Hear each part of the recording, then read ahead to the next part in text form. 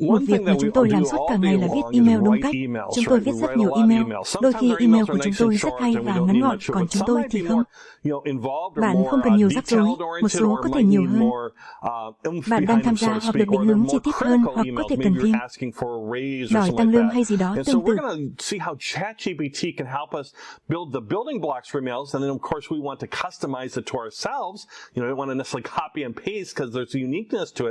Bạn có ngạc nhiên về mức giá rẻ mà nó có thể giúp chúng ta làm việc năng suất và hiệu quả hơn trong việc viết email không? Vì vậy, hãy cùng xem điều đó nhé. Và chúng tôi sẽ yêu cầu nó gửi email cho chúng tôi và tôi sẽ cung cấp cho bạn khoảng 4 hoặc 5 ví dụ ở đây.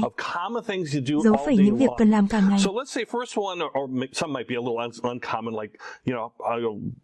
Yêu cầu tăng lương cho. Bạn có thể viết email hỏi của tôi nếu tôi có thể từ nhà. Tốt. Liệu việc bán hàng bạn có nghĩ họ đúng không? Làm cách nào để viết email này? Làm cách nào để tôi thực hiện công việc này? Để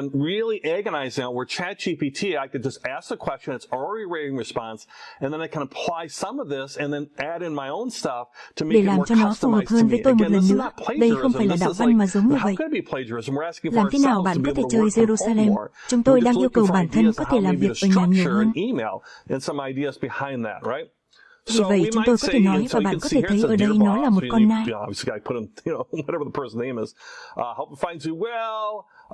Talked about the COVID pandemic a little bit and how people are working remotely more all the time, right? Since certainly the peak of the pandemic.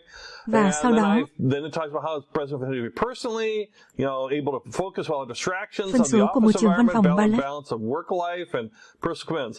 However, and here's the key thing, maybe you have this in, maybe you don't, but here's the money thing. Aurora, tôi tin rằng còn có một số lợi ích khác. Cửa hàng Play cho bài tập về nhà miễn phí. Gọi 3041999. Bạn biết đấy, tôi tự tin nói bla bla bla đúng vậy, nhưng đây có lẽ là email bắt đầu phải không?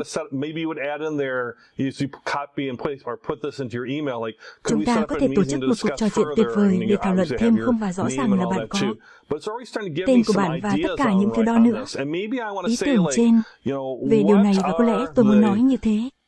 Bạn biết những gì là gì? Lợi ích tuyệt vời của bạn cho công ty bằng cách để mọi người làm việc. Let's say I looked at my first version here. It's a nice little email, but it's like maybe the whole key is I want to talk about the benefits for the company. Bạn muốn tùy chỉnh điều này để làm cho nó phù hợp với tình huống của bạn. Chúng tôi đến văn phòng 2 ngày một tuần. Cái nào dễ đọc hơn?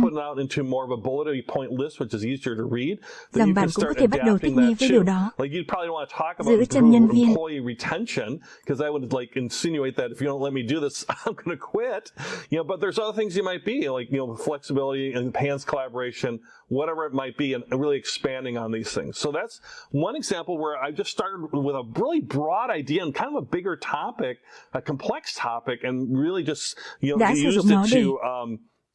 to write me an email. Maybe let's use a couple other examples here. Maybe có lẽ chúng ta có. Bạn có thể viết không? Bạn có thể viết email được không? Và tôi rất im lặng nên tôi chỉ có thể viết email thôi. Bạn biết đấy. Viết email chào đón một nhân viên mới. Okay. All right. So let's say you've got a new employee, maybe you're the manager, you're going to send them an email, or maybe you're a coworker and you just want to introduce yourself, right? Chơi và sau đó bạn có thể, điều này sẽ cho bạn một số ý tưởng. Thế còn điều này thì sao bạn biết đấy? Người mà tôi cảm thấy thích thú khi ở bên cạnh. Công ty là gì? Vâng. Ôi trời, tôi quên mất tiêu đề của mình rồi. Và sau đó, tôi sẽ là người. Vui lòng hỏi tôi các câu hỏi về kế toán là liên lạc viên viên kế toán cho bộ phận của bạn. Or finance or whatever. So you can see it's written a nice little email that I can then just take and adapt, right? Viết toàn bộ, đang điều chỉnh điều này rồi biến nó thành của riêng bạn hơn. Right? So let's say I'm reaching out to the team and I want feedback on something. Hãy cùng nói nào. Email yêu cầu asking phản for hồi. feedback on should we Mua quản lý buy dự new án mới. project management software. All right. So this is more, and again, I'm not going to fix the spellings on this. ChatGPT will fix it for me. So here's a draft. It's already signed whether we should purchase a new project Phần mềm quản lý management dự software án to giúp get khởi the động dự ball án rolling, và to get khiến mọi người started, nghĩ get về people nó. thinking about it. You know, Bạn biết and đấy you và can bạn có adjust thể how điều you chỉnh want. I theo hope cách this bạn email muốn finds và you tôi hy well. vọng Maybe you email này started sẽ a đến different với way, bạn. but it's giving Có you thể bạn a bắt đầu theo một suggestion cách here. khác nhưng nó mang lại cho bạn. And then kind of breaks it Một out gợi here ý what ở we're đây. considering. Could you Bạn có please thể take vui a lòng minute dành to một complete phút this để short hoàn thành bản survey, khảo sát ngắn. insert the link to the survey, and Và by bằng this cách này, deadline, see how that hạn was chót nice để too. xem They điều đó might cũng be tuyệt vời như prompting thế like, nào. you know Bạn what, có I thể should như create bạn a biết little đấy. survey on SurveyMonkey or something like that, or a Google Doc. Maybe Có I lẽ should do tôi that nên and làm stick điều đó this và in dán here cái này vào and đây. just start that way. So I didn't even think of that, but ChatGPT helped me kind of think, well, here's an alternative for you. And let's say I didn't like that response. What do? I can just hit regenerate response, or I could ask it in more detail, and it'll basically do, this case is going to do a very similar thing, but it could Nó có thể adjust, có. you know, and maybe Bạn make biết it và look a có thể little làm bit cho nó different. trông See, it giống still một chút. starts with, I hope this email finds you Tôi hy well, vọng blah, email blah, này blah. sẽ đến được với bạn bla bla bla. But, you know, considering new project management software, so all sorts of stuff. So it's just regenerating the response here. Là Let's gì? look at two more. One is, you know, ask for a raise. Now, you wouldn't want to do this, you know, Xa as như far vậy. as actually maybe Email through yêu email, cầu. but it's a challenging thing. Email asking for a raise, right? Một And then email here's going, tới. here's the draft of an email to request a raise, right?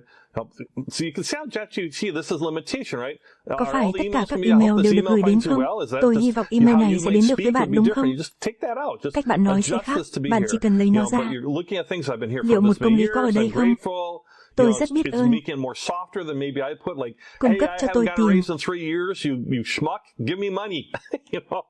Bạn So biết this đấy, is where it's đây là helping to provide the giúp cung cấp xương bones cốt of của một cái gì something, đó the phác thảo. outline, and then I can adapt that to my needs. And then the last one, you've got the idea, but let's say you Bạn want muốn to viết write đơn từ a chức. resignation email, right?